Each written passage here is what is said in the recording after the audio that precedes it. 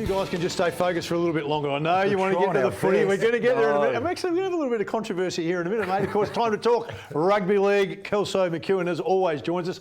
Kelso, how are you? Good, mate. Great to be here, guys. Exciting time for rugby league about to start. It is, mate. Really impressed with the NRL itself, leading the world back pretty much. Third sport in the world back on the ground, NRL at the top level. And local National Rugby League here is leading the way in community sports back this Sunday.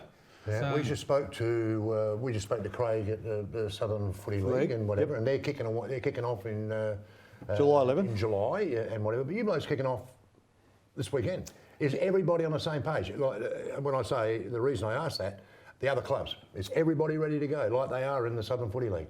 you know, I listened to him talk there, and they've done a great job down there by the sounds of it. Couple of things that work in our favour. We're a minority sport in South Australia, so we're not massive like the Southern Footy League.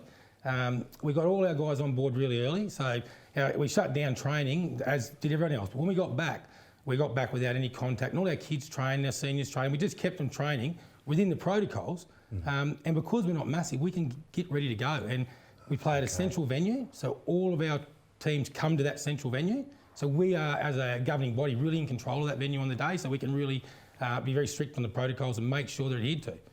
So for sponsorships and structures, I mean, we talk about the AFL and the SANFL.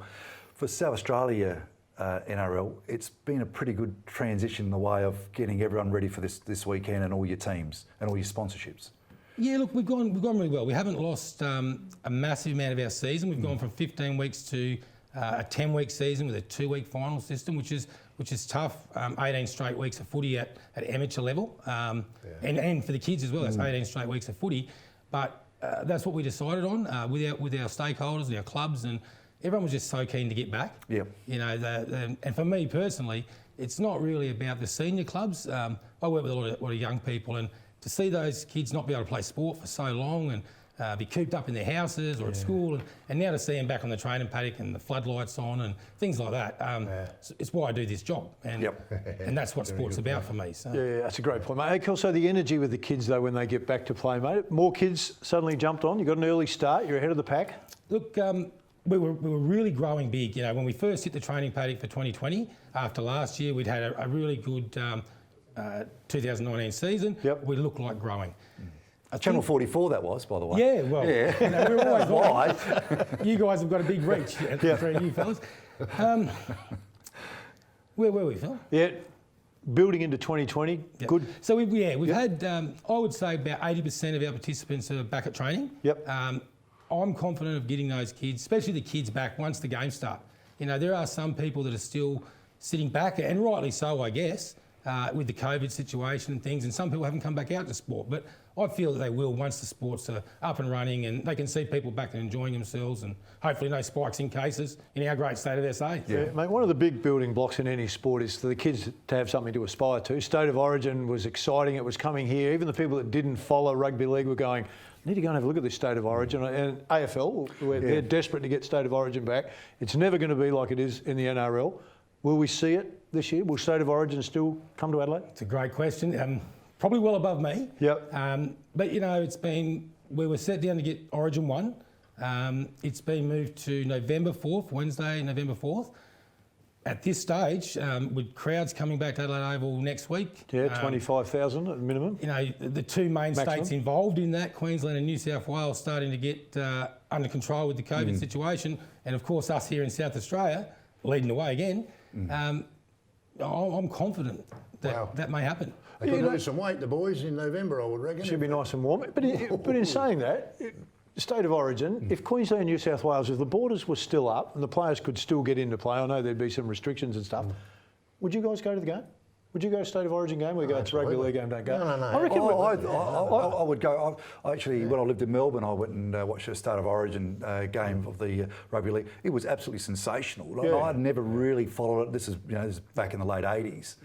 And just went along to the first of all, the festivity of it all, and all the bells and whistles that goes with it. And then there was crunch time, and it was crunch time. And I remember I was with probably about 10 my teammates from Essendon, just going, these boys they're very tough, and a great game. I know it's great, you know, for Queensland and New South Wales, for the people to come in, for the tourist industry and all that, and the money that they bring in. But I'd suggest if everything still goes the way it is in South Australia, and they were able to come in and play, but the borders were closed to the fans, she'd still be a sellout. You'd still get 50,000. Absolutely, yeah. It's funny that in the lead up, when we got the Origin announced here in Adelaide, there was some people in the media that suggested it wouldn't sell out. Oh, please. And I'm with you, Phil. It would sell out in Adelaide just by itself because it's our jewel in the crown. It's the AFL Grand Final. It's the Melbourne Cup. It's the World Cup of soccer for us. Yeah. It's our number one. Yeah, but with the kids, like you say, you were building out of 19 into 20. Was the State of Origin talked a lot about through that period with the kids? Do the kids understand it? Yeah, they do. That's again going back to State of Origin. It's probably that language for us. It transcends other sports and other countries even. It really is. You guys like it.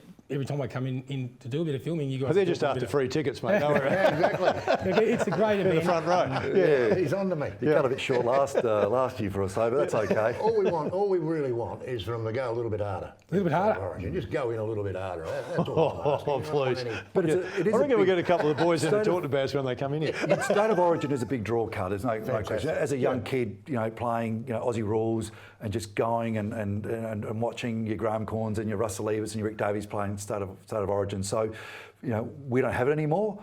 But of course, the rugby league do, and so for your juniors and your junior development, that's a big goal for them, and that's a big icing on the cake. That hey, we've still got probably one of the greatest spectacles in Australian sport, and I play that code. Yeah, it's a big selling point. We had a big event every year called Nunga Tag, and has 500 Indigenous kids. It's the southern area it's based in. And this year the theme was State of Origin to fit in with 2020. So they had shirts made up, hats made up in the blue and the maroon to do the two teams. It was really great. Yep. So it's just a shame it hasn't gone ahead for those kids really, but hopefully. Can I ask you, mate? That's a good question, Ando, and it's something to aspire to for the young kids. Is there competition, in your competition, do you have a state team? Yep. Do you have who do we play? So we play the other states, obviously, but is it big?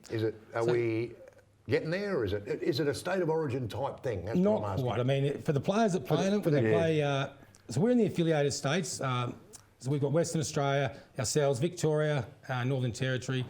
They're the make-ups, the four main states in that division. They play each other over 3 days once a year. It hasn't gone ahead in 2020, and it's tough footy for those 3 days. 3 80-minute games of footy in 3 days, even at that level, is really tough. So, yeah. Kelso, appreciate you coming in, mate. Know you're busy. Everyone is under the pump now. They start Sunday, kick-off, NRL. Get down and support your team. Whereabouts are we? We're at Mitchell Park's. Mitchell Reserve. Park. Yep. First kick-off 9 o'clock in the morning. First grades at 1:30 and 3 o'clock. Perfect. All right, get down there, 1:30, 3 o'clock, Mitchell Park, NRL. Stay with us.